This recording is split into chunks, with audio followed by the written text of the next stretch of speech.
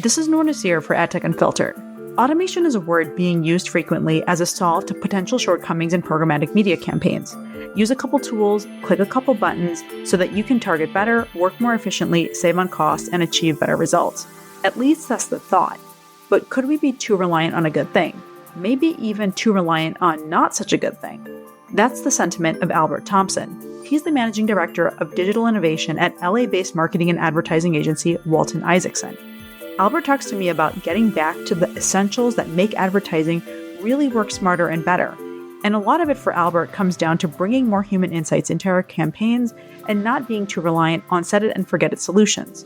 Albert talks to me about being more strategic within programmatic and ad tech ecosystems, adopting smarter insights for campaign performance, how to evaluate tech, advise our talent, and more. We'll get into this conversation with Albert right now. Albert, thanks for hopping on the phone. I know you've been on a lot of podcasts as of late, and you're talking about a lot of different topics, but I wanted to hop in and talk to you about what's going on in the programmatic and ad tech space, and specifically talking about the human side of things. So thanks for the time. Yes, absolutely. Pleasure to be on the show. So thank you. So we talked about the need for agencies to be nimble. Yeah. And the fact is that we need to meet the needs of our clients, and nimbleness is really at the center of that. But you had said that programmatic is inherently not nimble. Can you expand on that? When you look at programmatic and its promise, look, we have to understand the programmatic design, the sector, the technology is built by the same people who built E-Trade. And I'd always tell people, okay, if you want to build wealth, you don't go to E-Trade. You got to go to Morgan Stanley. You got to go to investment bank. You got to go to Charles Schwab. Like, you have to have a financial planning conversation for which E-Trade is a mechanism to move money and make money, a mechanism.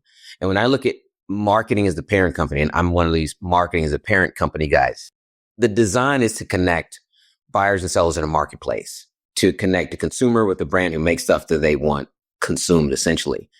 So these are big engines that move that, because programmatic holds down a huge piece of the value chain of that connection with tools and sophistication. It is not so simple and turnkey. I think the sophistication can be in the simplicity, but we don't make it simple in advertising media because we make up all these terms. In particular, when we think we're doing some stuff like, let's curate. Okay, well, we should have been doing that from the beginning, but we need a term for it. And you start to look at all this terminology, and it's not the same language as a marketer, and it's definitely not the language of a consumer. And I think that is some of the complexity we create. And some of the complexity is these machines in an auction marketplace bidding on users, what that means based on bidding and buying parameters comes out to the end of the day of a targeting mechanism to get somebody to click on a banner to go buy something that said retail, online or offline. Like, that is a complex ecosystem. And what makes sense of all that is the human element. You could look at supply chain for a manufacturing company, a packaged goods company. Supply chain is very intricate, very complex between manufacturing, packing, distributing, loading in, staging it, pricing it. Like, that is an endeavor, but it's the human factor that makes that really run. You need equipment, planes, trains, trucks to move big things from point to point. But it's really the human element that has an understanding of, does this make sense for us, for our business? Where are the inefficiencies? Where are the white space? And which should we automate? And I think what programmatic look like everybody's savior. It's just going to automate and make sense of everything. No, the machines are only as good as the people programming them. That's it. That is what has always been. That's what will always be. In an artificial intelligence world, the machines will only be as good as the hands-on keys sitting on top of them. And what we're finding is the gap between the machines and the hands-on keys is getting bigger. And that's the struggle with programmatic, not tightening the screws and improving aspects of the value chain that were not amazing. I don't want to say mediocre, but could have been refined, could have been optimized. It wasn't there, but that's what people have always done. That's what human nature has always done, is optimize aspects of the opportunity and possibilities in market. In what you see is in this business, unlike banking, because the bankers can optimize money. But in advertising, you don't see the same level of diligence that bankers put around trading of stocks and futures and real estate into the trading of impressions vis-a-vis users' identity and data with the same level of rigor and depth of intelligence. And then look, we have a larger, younger class as hands-on keys. But in the investment banking world, in parallel, everybody's very mature, very well seasoned, because you don't even get in the door without it. So I know that was a long-winded answer, but that really sort of gets rooted as to programmatic's folly is leaving too much up to the machines and not putting and maintaining that the people and the adults, mature class of people who understand the consumer in charge of what we're doing. You brought it up just a little earlier, Albert, that there are things we should automate and there are things that we shouldn't. How would you delineate between the two? What should we, what shouldn't we? Ooh, like there are things that are inherently a human pursuit. Creativity is very much a human pursuit. I'm not saying we can't automate creative through AI with iterations because there are budget constraints and time constraints. And you love the machine to be looking at performance and saying, if we change the imagery, tone, or copy, we'll get a higher response rate. And the machine can pick up on that, report back up. And there are companies who can do that. And then we'll iterate, we're coming up with variations, deploy them again, and pull them back. That's the assist that AI gives, where people are still on top of the machines. But the ideation of knowing how to connect with, let's say, different cultures, different segments, let's just say subgroups of women, in terms of how women break down decisioning in a series of categories for luxury goods and personal care. That is a human pursuit because it takes other women to have looked women in the eye to know what's work, what's not going to work, to then start to create up things that will resonate and connect. And look, I have nothing against the prompt engineering of prompting creative ideation, but I think at some point the human element has to finesse and then fact check it in front of live people to say, does this really resonate? Is it doing the thing? I think people need to understand there are things that require discernment. This idea of looking something in the eye and understanding, is it what it say it is? And I think it's inherently dangerous just to automate that because look, human nature has proven once we automate it, we don't care about it. And that's been the problem with programmatic. We've automated media buying and deploying and targeting. That creative has become fulfillment, meaning we're just doing it because we have to fulfill it to run the media.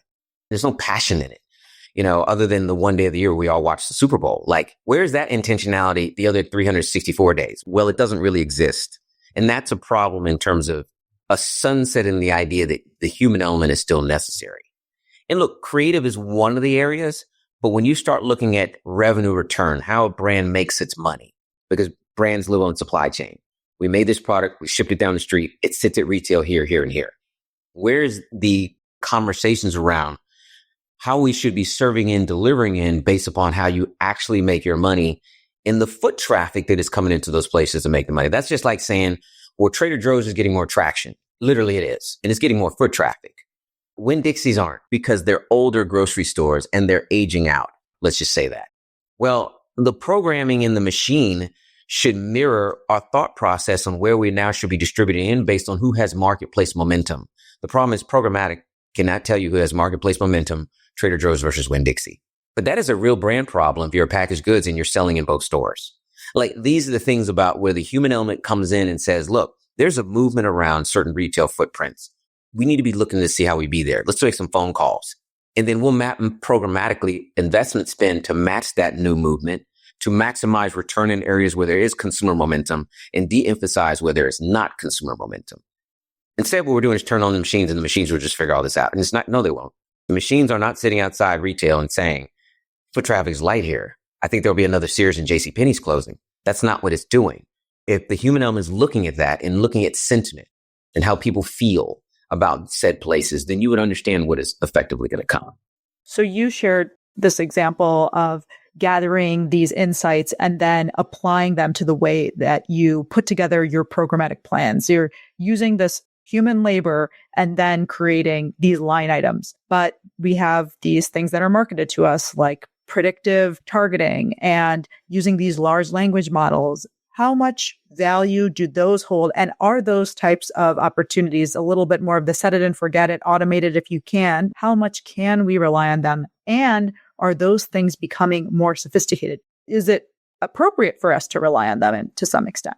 Yeah, I think they're all valid. I mean, look, when I talk, my conversation is always about, you want this notion of line of sight. But line of sight is a series of viewpoints, not one. So yeah, you need to contextually be in the right conversation at the right time. That's just smart. Otherwise, you're tone deaf. So half the problem, the click rates are so low, is the contextual match in which time and place and the state of mind I'm in to make that kind of decision. I'm not there. So when you run matching luggage and put a TV spot on network TV and run it on TikTok, and TikTok, I don't want to see that spot. I'm in a totally different mode than I am in a linear TV mode. The consumer is always in modes, and we're complex, and we're switching up modes, and we're switching up the plurality of our identities. So we need multiple lines of sights. We need contextual. We need search enhanced, because search is one of the strongest signals of intent. If we're looking for it, we're trying to find it, likely to buy it. It's no different than how to go seek. Okay, we're looking for people to get them it. So we're not it anymore. These are basic instincts that haven't changed. Then you want to look at location data, because who you are is largely where you go. And then you add social intelligence, word of mouth. I'm talking about it. So if I'm searching for it, talking about it, willing and have shown patterns of propensity to go to the location where said thing is sold, and contextually you reach me at the right time, the overall engagement will be very higher, because it is a complete holistic match. And that is what's missing in the business of advertising. Look, people are inherently lazy. These are a lot of signals to layer on, but it's the truth. And my whole thing is layer all the signals of truth, so the sum of its parts tell you a thing. And that's what I see people not doing. And look, the more sophisticated you get, the more these data points are no longer adjacent. They're going to interlock. What I find is that people understand they're adjacent, but they don't make them face each other. That's step one. That's just looking at one data set, reading it, looking at the other one, and making meaning of the two. This is what the story is now telling with both. The interlocking is they start to teach each other and inform each other. And then they inform the machine and the stack. And that's what you see not happening, because that is a marketer's pursuit.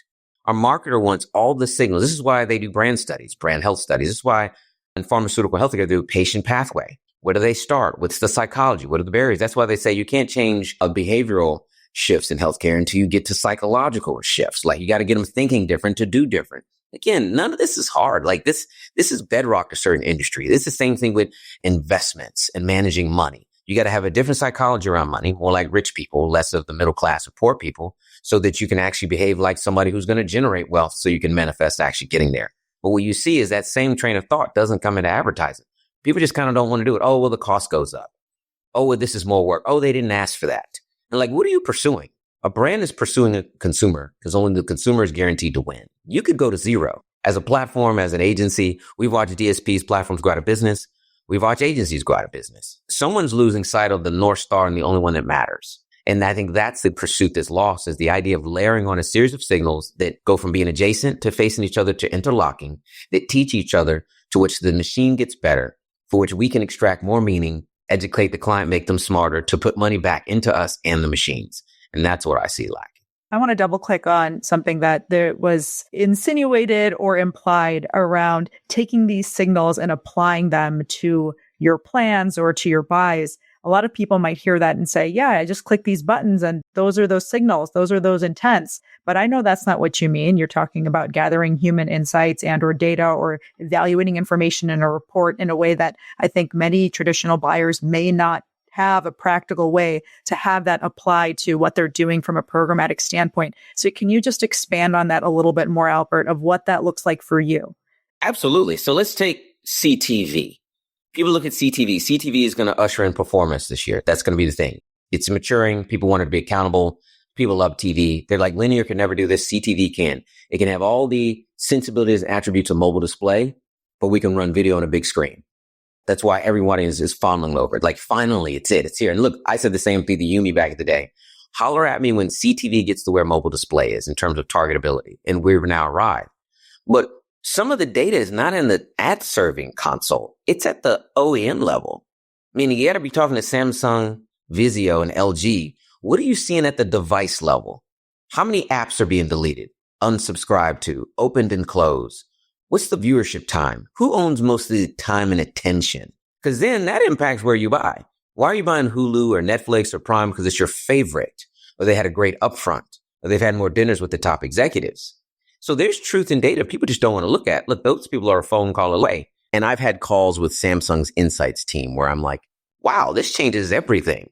In particular, the importance of Samsung as an OEM in the ecosystem. But then you look at Roku, who's a master of putting out behavioral science. This is what people do and why they do what they do. That's why they have so much power, even though they don't have the dominance in terms of, let's say, attention viewership, the amount of time people spent in the Roku app. But the way they sell it to the marketplace is brilliant. They are a data first, behavioral first company. That's not in the ad serving console. running through, let's say, the basis platform. But if you married the two together and said, let's look at Samsung or OEM insights, look at Roku insight, look at what we are buying through the stack. Now we're going to make some shifts because the metadata, and I'll underscore this notion of metadata, tells a very different story than the PRable data. PRable meaning what is most popular advertising week and ad week. And this says I should be buying this because I can probably keep my job and nobody will second guess it. So I'm going to just do what's popular. But these companies have different data sets that would recalibrate what you do, especially when you look at by category, by audience type you're targeting, by culture. All those things sends everything scurrying. It is not the truth that all the ethnic groups all doing the same thing at the same prioritization.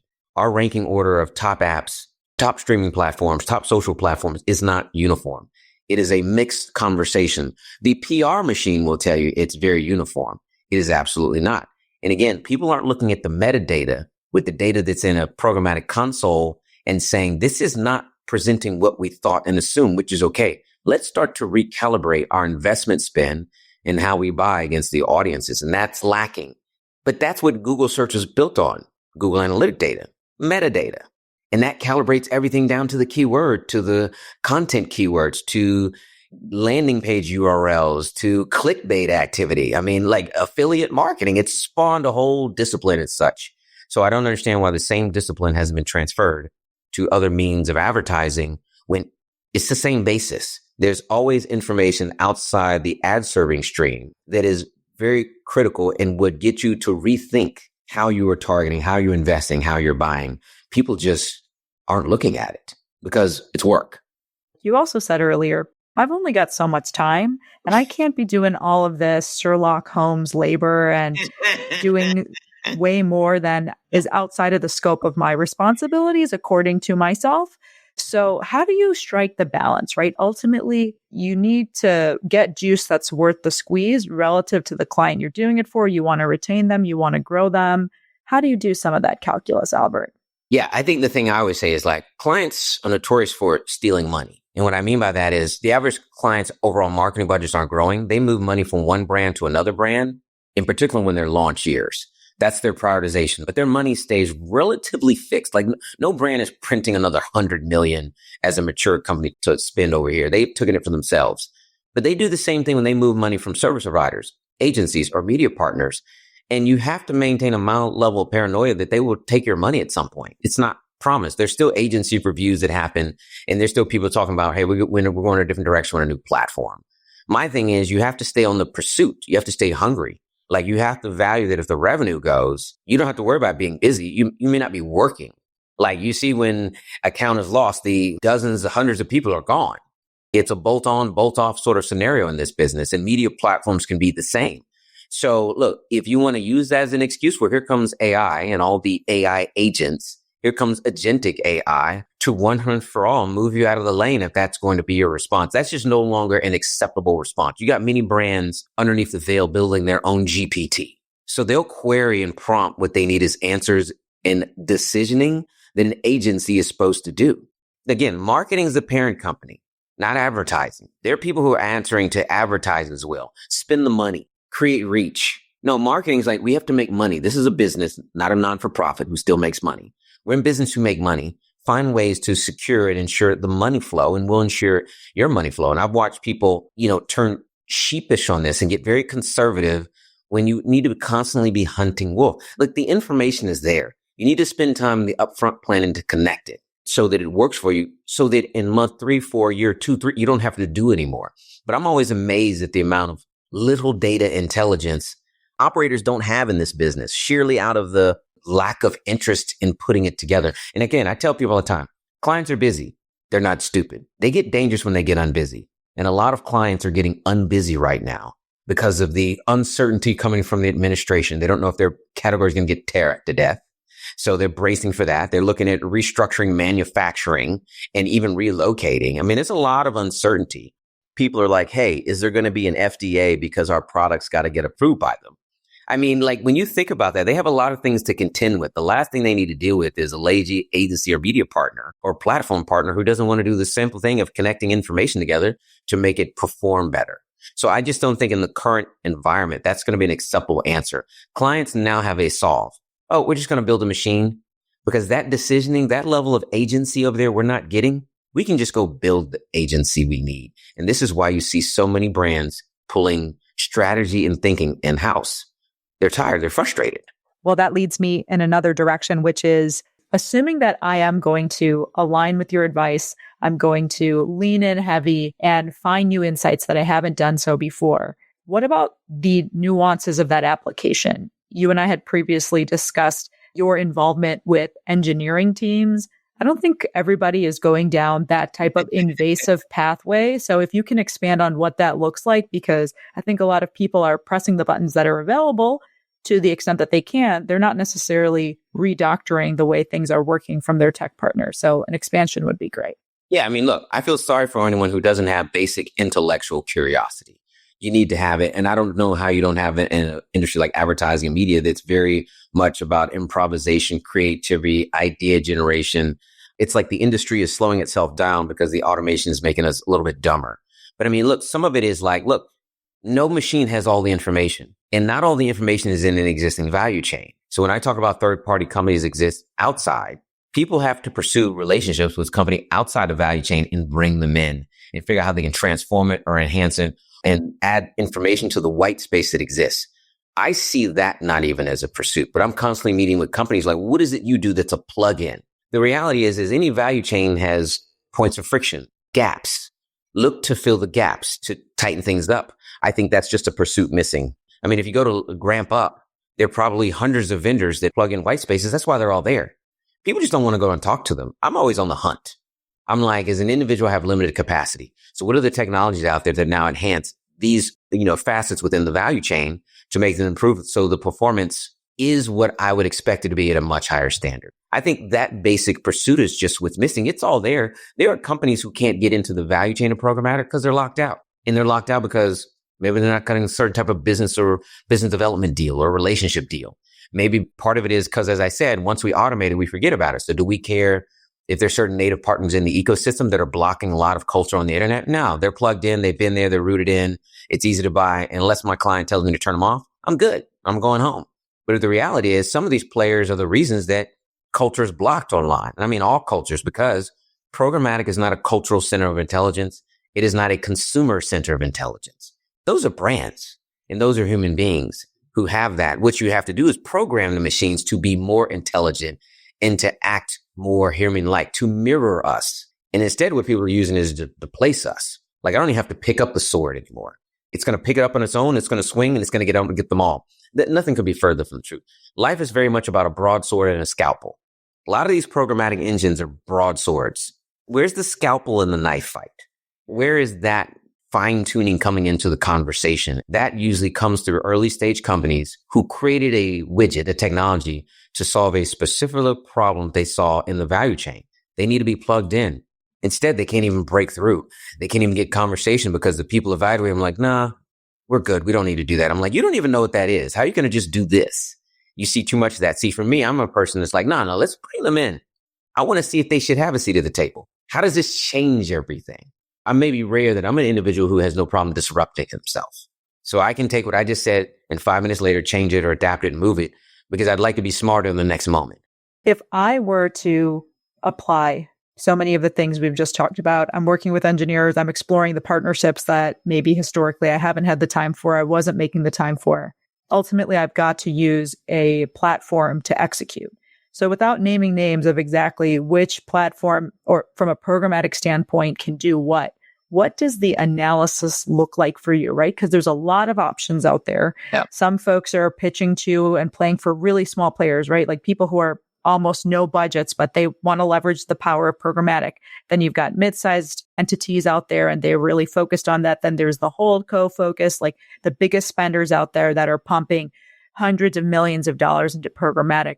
When you're doing an analysis for the spectrum of clients that you work across, Albert, what does that analysis look like? How do you use the right tools from a programmatic lens, assuming you've got the data and the insights locked and ready to go? A lot of these engines have good bones, a good structure. See, I always ask, well, how was it engineered? What was it built for? I mean, those are basic questions. I'm an agency type. We do a lot of multicultural, and I have brands who are in a class. And the first thing is, did you design this thing to deal with culture? because that's a segmentation business. And a lot of platforms don't do segmentation well. People do segmentation. Platforms don't. You need people to talk about the nuances in the segments. And then you have brands that live in a category, home improvement, automotive, investment banking. You're like, but did you build this and calibrate this for those categories? Because there's no such thing as a one size suits all off the shelf. Everything has to be tailored to the category, which means what is the data you're ingesting for automotive? Meaning, is it IHS and Polk? What data are you ingesting for pharmaceutical? That's got to be Phreesia and patient data. If you're doing investment banking, what level of finance compliance are you ingesting? So you have all the parameters set up so you don't get a lawsuit from a regulatory body because I'm advertising outside the lines. And that's just basic stuff.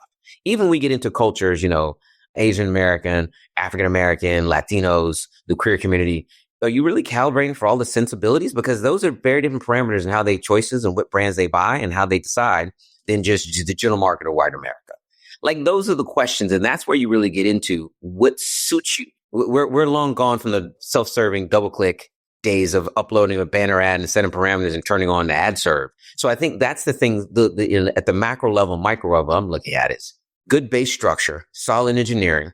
It needs to have a product roadmap, meaning you need to be verbalizing how you're going to continually enhance this thing. Some of those big engines I named didn't have digital audio, didn't have gaming, didn't have CTV or digital out of home 3 years ago. Yet they were getting all the money, yet they weren't even a full stack. Like, what are we talking about? Now that they've obviously evolved into that, but I've worked with partners just because they were a full stack and one of the dominant ones wasn't. I'm like, what are we talking about? Like, you're making me add another relationship to manage. If you don't have that in the stack, you have no intelligence in that particular, the ecosystem of digital. That's a problem because I need to learn. I need to be taught. I think that's the last capacity, because we talked at the top of this about the Basis Academy. To what degree are you teaching back and offering that so I can better maximize programmatics of space? As the machines get more sophisticated, so does the intelligence of how to use them. Otherwise, everybody's stuck in a managed service world, and that doesn't work in every relationship configuration. What does full stack mean to you? Everything. Do you do search? Social. I mean integrations into social. You integrate it into Meta, TikTok, Snap, Reddit. Do you have SMS that can be run through the console? Do you have email marketing? Do you have CTV? Do you have digital audio? Can you pipe into in-game advertising? I mean, and that's probably about the breadth. But look, some of the machines can allow you to buy linear TV because you can now buy audience first. What you find is that when digital was organized and expanding, the expansion out exceeded the stack's ability. They hadn't bolted it on. They weren't working with major out-of-home and digital out-of-home companies. They weren't working with the digital audio players because people were selling it in a silo until buyers said, we need to be able to buy this programmatically because we need to be able to buy this in one insertion or through one dashboard. And everything starts to converge. The problem with that is you still need the intelligence of why you buy what you buy. The machines don't know everything. If you're going to buy out-of-home, there's certain types of out-of-home that resonate with certain cultures based upon what is available in their neighborhoods in certain formats. And then you have to look at it in terms of for what brand and where they sell. They sell digitally, they sell at retail because retail is 4 bus stops away. Like all those things need to be thought about. And the machines don't know all of those intimate details. And again, so bolting it on is one thing, but having people who can advise you on how to buy and why, that's a whole other conversation. I just don't think we are there where all the human intelligence has been programmed in an automated way that the machines will pick that up and do that for you. There's still a decent amount of human input. Albert, buyers and agencies want big tech stacks. They feel like it's their responsibility to have them. We talked a little bit about tech stacks earlier on, and they feel like this is necessary to prove their worth and capacity to clients. What are the aspects of media buying tech stacks that you feel are overhyped? I always start with this thing that this is an industry that when it gets unlazy, it has to come up with a term. So we're going to call that a clean room. So first of all, under privacy restrictions, you can't share it. To create a clean room where it's now all of a sudden available because you paid a premium. It's kind of like, if you pay us enough money a month to do the work, we'll start to share and tell you some things. What are we talking about? I mean, so when I was sitting at round tables and listening to people, the main thing was coming away from is that they're very and highly inconclusive. When I asked them, what about data clean rooms for the sake of multicultural? They're like, forget about it. 2 years, 3 years from now. I'm like, what are we even talking about? And look, you hear like the term curation. I'm like, oh, so we're going to start curating supply? We're supposed to curate supply. Like we were doing that in 2005, when the only thing you could buy was a few websites and you literally had to send client over a list of the sites. manually, and it'd be like 50 domains, but you had to go find them and discover them. And when I start to look at these terms, I'm like, what term is next? That's going to be the business saying, okay, we're getting unlazy. We now have a term. We're calling this, and we're now all going to do it. The data clean room has kind of vanished. Like, you don't hear it being talked about. And some of it was, well, how necessary was it to create a clean room? And it looked like it was something that was a pursuit of. And then you find out that a lot of brands can afford it because they weren't spending enough money. Like, we know what that game is. There shouldn't be payola for data clean rooms and consumer intelligence and understanding. So in my early part of this podcast, talking about connecting signals, it's like, look, if you take the value chain and turn on all the things you could bolt on as inputs, even for an incremental CPM, as signals, and then you take signals from third-party companies outside the value chain, make them adjacent, start connecting them, interlocking them, you have all the intelligence you need, in particular when you're talking about products that sell at retail, between the contextual targeting, the behavioral targeting, AI code on page intelligence, location data targeting, transaction data, intent data, sentiment data, search intent data, social word of mouth data. I mean, once you cover all the human behaviors that say it walks like and quacks like a duck, do we really need a data clean room for $3 million to get in to see some semblance of the same thing? Like, there's enough information that can be weaponized to be dangerous. People just aren't doing it because they don't like the incremental cost structure, which is nominal, or it cuts into their margin, or they're just inherently lazy. But the idea of moving from a data management platform, the second generation of DSPs, that they would manage data because you have first-party data, zero-party data, third-party data, to a customer data platform, which really is CRM-like, but for display, powered by programmatic. So not just for email and maybe text messaging, but for the entire full stack ecosystem. So if you're really creating a consumer data platform, you don't need a data clean room. That's just like, hey, we got to take this and go into this box over here and really unpack it. No, the information would be in the value chain at the base structure of the technology stack with all the inputs, and we're pulling it apart and optimizing in real time. You don't have time to stop for a data clean room. The machine and the people will be doing it like this.